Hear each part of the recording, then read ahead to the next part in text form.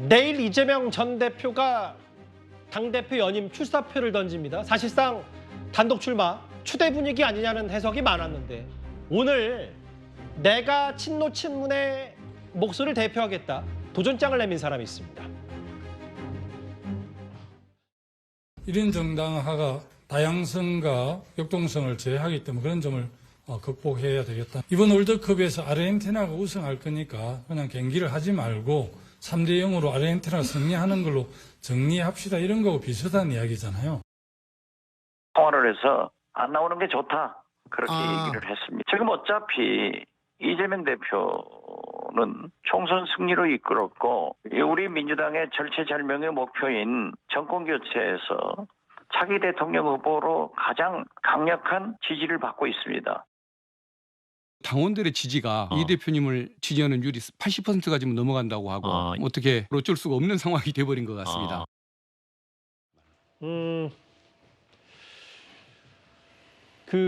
김진욱 대변인, 이 토론은 언강생심이고 일극 체제 김두관 의원이 타파하겠다고 얘기를 했는데 저는 김두관 의원이 뭐 얘기했던 것처럼 지난 월드컵 우승팀이죠. 아르헨티나 우승한다고 월드컵 경기 안 하는 것 같다.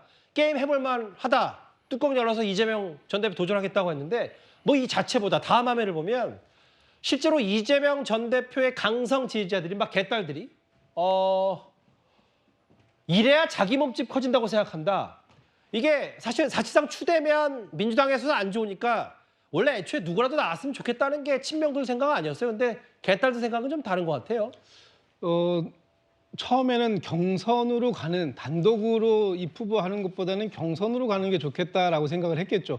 그러나 막상 이게 경선으로 가게 되면 아무래도 서로의 지금 뭐 국민의힘의 전당대회도 마찬가지입니다만 난타전의 성격을 가질 수밖에 없어요. 그렇게 되기 때문에 오늘 이 김두관 후보가 출마 선언을 하면서 나왔던 말씀들 중에 제가 듣기에도 센 단어들이 많이 나왔거든요.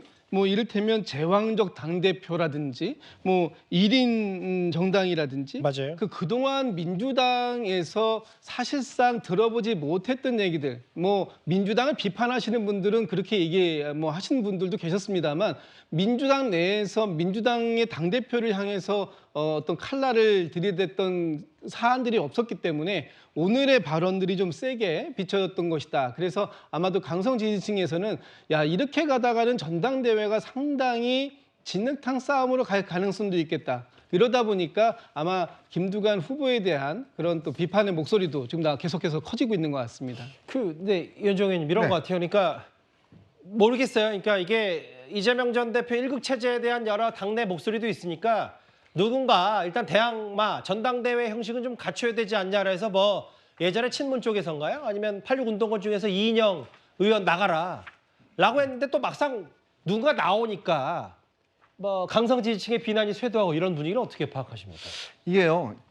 경쟁은 아름답다라는 이야기가 있지 않습니까? 왜냐하면 경쟁에 일단 이 틀에 들어가게 되면 예측할 수가 없습니다.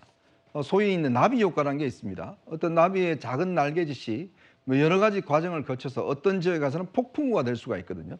저는 김두관 전 의원의 오늘 출마가 하나의 작은 나비짓이라면 아마 경선 과정 들어가면 굉장히 중요한 폭풍우가 될 수도 있겠다라는 느낌이 들어요. 왜냐하면 일단 경쟁하겠다는 싸우겠다는 의미거든요. 그렇다면 지금 민주당 상황을 보면 저는 굉장히 아마 이 겉으로는 다 이재명 1인 체제, 뭐 이재명 대표, 독주 체제 뭐 등등 이야기를 하지만 물밑에서 있는 어떤 여러 가지 그에 대한 불만들 굉장히 잠재되어 있을 걸 봅니다. 지금은 뭐 자칫하다가는 수박 소리 들으니까 다들 잠재워 있지만 또 친문 친노 세력도 안에 있는 것이고요. 만약에 이런 어떤 이 불만들이 김두관 후보를 통해서 폭발할 경우에, 그러니까 지금 많은 후보들이 걱정하는 게 박지원 의원도 그렇지만 걱정하는 게 뭐냐면 다 해봤지 않습니까? 딱 이렇게 해보면 뭔가 김두관 의원이 세게 치고 나올 경우에 마치 그동안 잠자고 있던 숨죽여 있던 이런 어떤 움직임들이 폭발할 가능성. 그러니까 그렇게 되면 예를 들어서 물론 뭐 이재명 대표가 뭐 이길 가능성은 높지만 그러나 지난번에 획득했던 77.77%보다 더 밑으로 내려간다 그러면 이거 맞나라는 의미가 있을 거예요. 그리고 또 제가 아까 말씀드린 10월 달에 있을 수 있는 이제 여러 가지 사법적인 리스크, 등등과 겹쳐 본다면 아마 지금 개딸들이나 친명들 입장에서는 김두관 의원의 도전이 그렇게 맞닥지는 않을 겁니다. 내일 출사표를 이재명 전 대표가 당대표 연임을 해서 던질 계획이고, 그런데 아까도 잠시 만나봤다시피 이렇게 대통령 탄핵 청문회까지 민주당이 밀어붙이는 게 마치 이재명 전 대표 방탄 위한 10월에 올 사법 리스크 때문 아니냐라는 게 이제 국민의힘 일부 여권의 시각인데요. 오늘 이재명 전 대표 목소리 잠시 듣고 오겠습니다. 아무래도 출마를 하지 않을 것으로 확정했다면 사퇴하지는 않았을 것 같습니다. 국민의 입장에서 대한민국 정치에 어떤 게 더 바람직한지를 우선해서 개인적 입지보다는 전체를 생각해서 결정해야 된다는 생각이 들었습니다. 대북송급 병합이 안 되면 의정활동과 당내 지장이 있다고 보시나요? 선거법과 위증유사 10월에 1심 예정 선고되는데 어떻게 결과 예상하시나요? 당대표 연임이 한목적이라는 지적이 있는데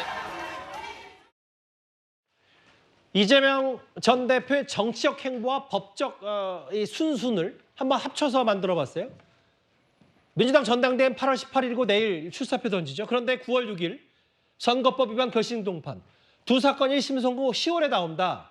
이거 박상수 변호사님, 상대방으로 봤을 때 이 절차가 10월까지 얼마나 순탄치 못할 거다, 위기다라는 시각들이 좀 있는 것 같습니다. 그러니까 뭐 원래는 결심하고 나면 한 달 이내에 이제 그 선고가 나오는 게 일반적인 그 재판 절차의 진행 과정입니다. 근데 워낙 또 지금까지 뭐 저기를 했기 때문에 뭐 무슨 이유를 들어서 변론 제기 신청을 할지 어쩔지 모르겠으나 어쨌든 간에 만약에 그런 거 없이 그냥 이제 이 결심이고 판결 선고가 이렇게 된다면 10월 중에 선고가 되는 것은 거의 뭐 확정적이다라고 이야기를 할 수가 있고 법리 자체가 별로 그렇게 복잡하지가 않아요. 두 현재 혐의다. 그래서 선거법 위반은 그냥 이제 허위 사실이냐 아니냐 이거 하나고, 그다음에 이제 위증교사는 이미 뭐 지난번 작년이죠.